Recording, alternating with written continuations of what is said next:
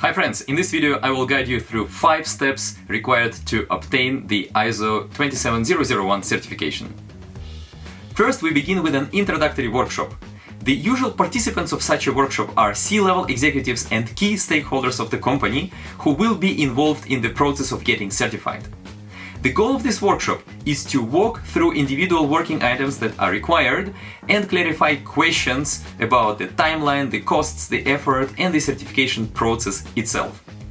It's really crucial to secure the buy-in of major stakeholders right in the beginning of the process.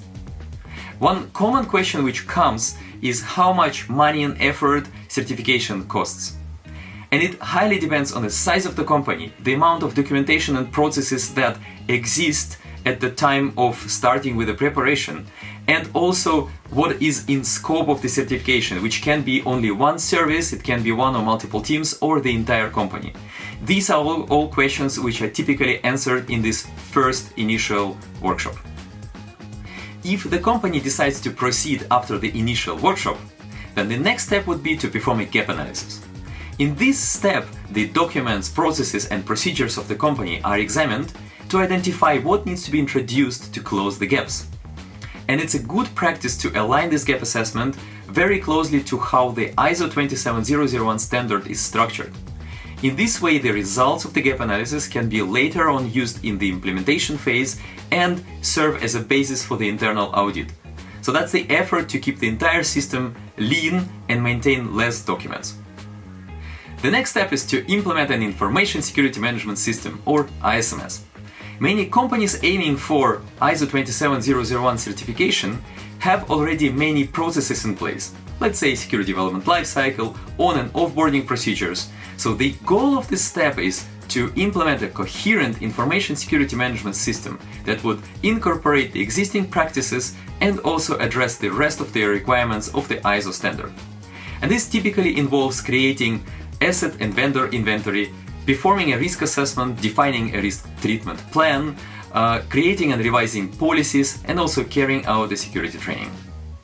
Once the ISMS is implemented, an internal audit must be carried out. This is the final check before the external audit, and it simulates the external audit process.